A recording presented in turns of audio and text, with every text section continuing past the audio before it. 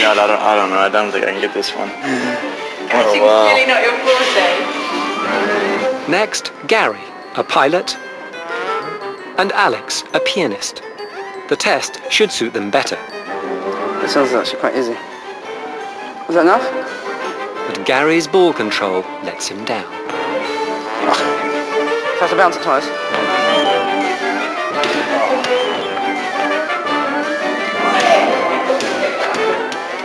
But they set a quick time for Susan and Stella to match. How will the artist and the chess player shape up?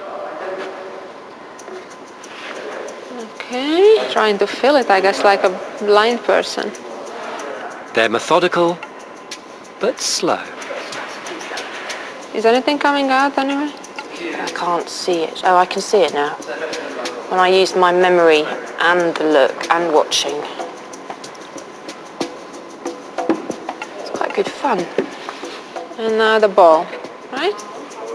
The ball skills have been tricky for everyone. Oh, yeah.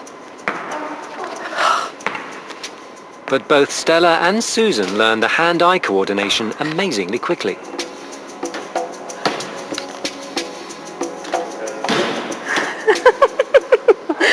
That was fun. The power of Gardner's theory of multiple intelligences comes from its growing influence in schools. The Richard Hale School in Hertfordshire uses it in the classroom. Very like you. Each pupil finds their strongest intelligence. I turned out to be mathematical, interpersonal, musical and kinesthetic, logical and interpersonal, kinesthetic and intrapersonal. And this influences how they're taught. Even their assignments can be tailored to their specific intelligence. As we spin, we ping and pong off of each other and create energy. In multiple intelligence theory, everyone's good at something. So potentially, the classroom's got something for everybody. But is Gardner's theory good science? Multiple intelligences, there's actually, despite all the interest in it, there's very little research on it. We can talk about David Beckham plays football intelligently, but whether we would say he was intelligent or compare his intelligence to that of Stephen Fry is another matter altogether.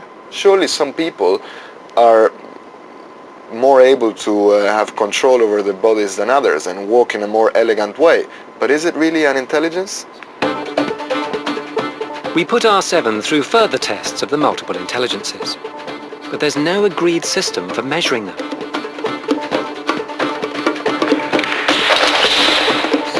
Another problem for Gardner's theory, perhaps, but he's still keen to defend the value of non-academic intelligences. Wow, this collapsed. Football players may well not be scholastically intelligent, and so they don't do well in a school with reading and writing and so on. If we lived in a non-literate society, the people who do well in school would not emerge at all, and perhaps people who are good in football would be better hunters and better strategists about survival, and then we'd be calling them smart, and the people who had the potential to read and write would be irrelevant because there'd be no reading and writing there. So how did our team do in our bodily kinesthetic test? Our classic brain boxes, Nathan and Seth, didn't even make the top 3. Our joint winners were a chess grandmaster, Susan, and an artist, Stella. It's a result that turns the original IQ test on its head. Howard Gardner's theory, the creative and the emotional intelligence, they're all attempts to update the IQ type of intelligence test. But even after 100 years, the IQ is still here. It's used by thousands of psychologists every year because it seems to predict at least something about intelligence. And recent research into the history of IQ tests in Scotland suggests it could be even more powerful. Your IQ score might predict, to an extent at least, your health and even your life expectancy. You have 45 minutes to do the test. Okay. Okay. Write the three letters between A and E and cross out the middle one. Bill and Davina are 79 years old.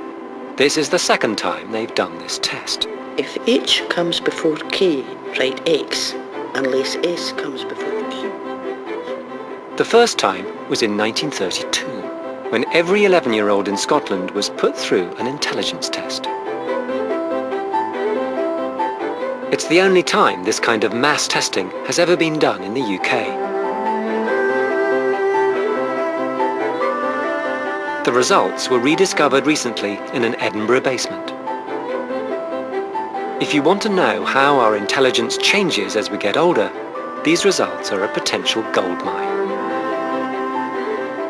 We brought hundreds of people back and we got them to sit the exact same test that they had sat when they were aged 11. Now these people were now 17